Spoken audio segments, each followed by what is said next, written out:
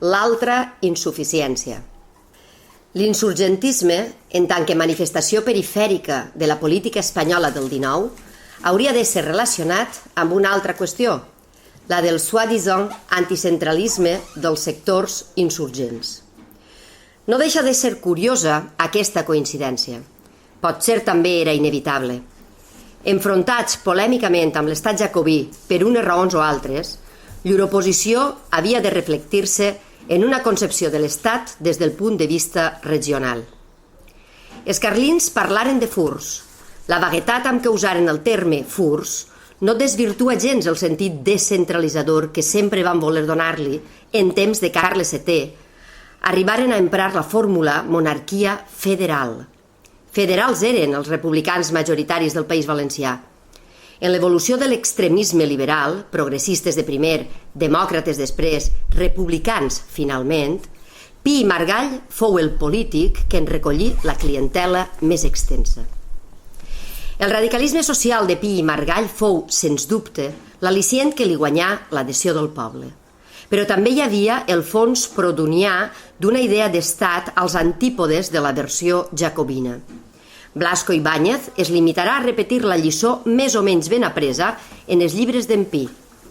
I quan els seguidors de Don Vicent, ja aburgesats del tot, en el sentit pejoratiu de la paraula, hauran oblidat els principis del vell federalisme vuitcentista, encara es diran autonomistes. El comunisme llibertari de la Primera Internacional era apolític, però en la seva organització també es proclamava federal. La fòbia a l'Estat els impulsava. De manera que en el pla teòric, les forces polítiques insurgents del XIX, que eren les úniques que tenien sincera vitalitat popular, afirmaven un designi de rectificació de l'Estat unitari. D'entrada, sembla previsible que aquestes posicions descentralitzadores haguessin de prendre consciència de la seva arrel nacional, única cosa que podia atorgar-los plenitud de valor col·lectiu.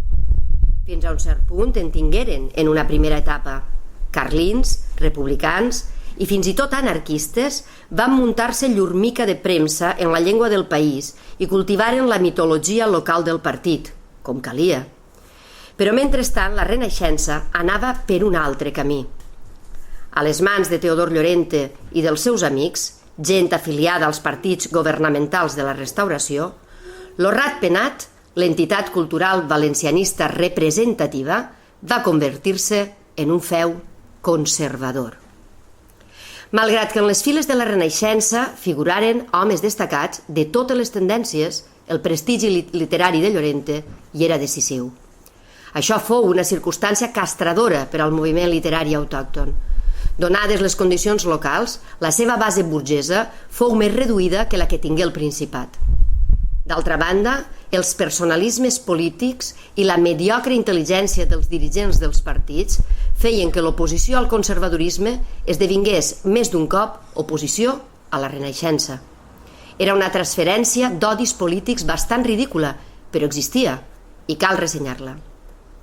El conservadorisme de Llorente i dels seus felibres fou funest. Els homes de la Renaixença, justament pel fet d'ésser escolans d'ament dels partits de la Restauració, havien de negar-se a donar una projecció civil al moviment renaixentista. Llur valencianisme fou un valencianisme exclusivament literari, ni tan sols plenament culturalista. Jugulaven així la possibilitat d'una renaixença política, però de retop provocaven llurs enemics de partit a adoptar una actitud reticent davant el to valencià a adoptar. D'aquí que fos un blasquista el proferidor del «Viva Cervantes», que interrompia un discurs de Cambó. D'aquí encara que hi hagués al País Valencià, durant dècades, un partit de configuració ben local que es deia autonomista i que mai ningú no ha sabut aclarir quina autonomia demanava, si és que en demanava cap, ni per aquí. Pel costat carlí, la cosa tampoc no queda clara. Al Principat, l'evolució del carlisme fou més precoç. D'ella va sortir el catalanisme històric, en part.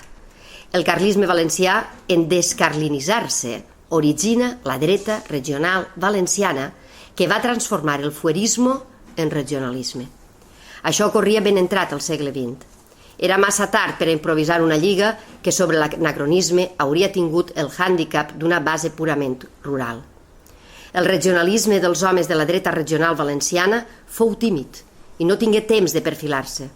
La fúria dels esdeveniments ho ha emportat tot a la quinta forca.